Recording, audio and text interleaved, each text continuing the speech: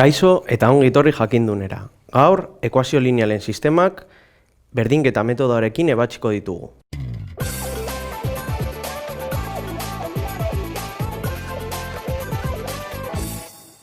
Ekuazio linealen sistemak ebasteko hiru metodo ezagutzen ditugu. Ordezkapen metodoa, berdinketa metodoa eta laburpen metodoa.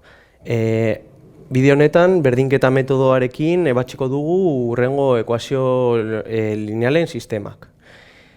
Metodo honekin ebasteko, bi ekuazioetan ezezagun berdina bakandu behuko dugu, eta ondoren, bi terminoak bakanduta daudenez, bien emaitzak berdinduko ditugu. Eta ondorioz, ezezagun bakarreko ekuazioa lortuko dugu, bere balioa lortuz. Edozein nahi dugun, edozein ezezagun banatu aldugu, nahiz izan nahizi. Kasu honetan, I aukeratuko dugu eta I bakanduko dugu. Kasu honetan, honi lehenengo ekuazioa dituko diogu, eta honi bigarren ekuazioa. Orduan, I bakanduko dugu, lehenengo ekuazioan. Isa gehi bosti berdin zazpi. Ondorioz, isa bestaldera pasatuko dugu, eta bost I berdin zazpiken isa, ondorioz I izango da zazpiken isa, zati bost. Iren balioa lortu dugu, isaren menpe. Orain, bigarren ekuazioarekin berdin egingo dugu. Bigarren ekuazioa, hiru isa ken bost I izango da 11. Hau, bestaldera pasatuz, geratuko zego. Hiru isa ken 11 berdin bost I. Ondorioz, I geratuko zaigu, hiru isa ken 11 zati bost. Ikusi dugunez, lehenengo ekuazioan naiz bigarren ekuazioan, iren balioa atera dugu. Ondorioz, I berdin I denez, bi ekuazio, kasu honetan, hau lehenengoa, eta bigarrena izanik, bi ekuazio hauen emaitzak berdinduko ditugu.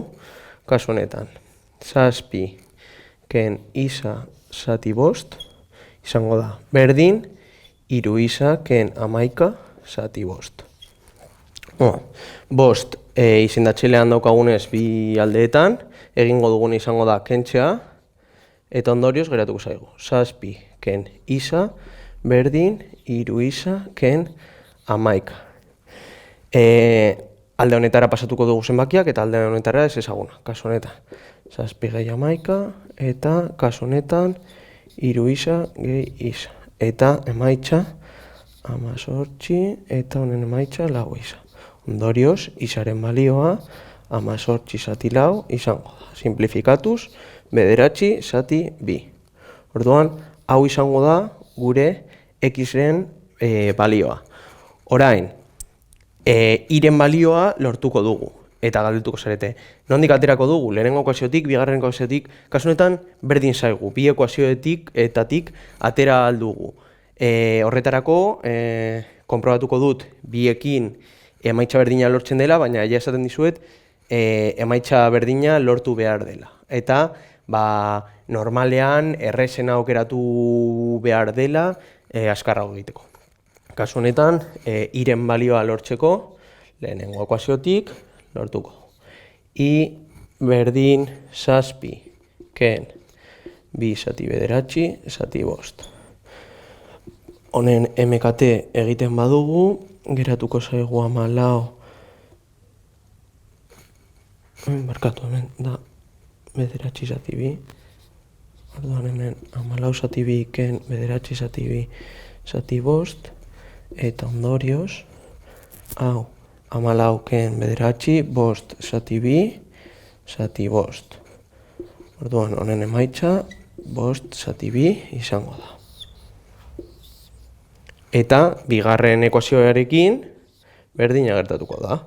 Kasu honetan, I berdin, hiru isa ken 11 zati bost, eta x-ren balioa bere barnean sartuko dugu. I berdin, hiru bider bederatzi zati bi, ken 11 zati bost. Kasu honetan izango da 27 zati bi, ken 22 zati bi zati bost. Ondorioz, iren emaitza izango da.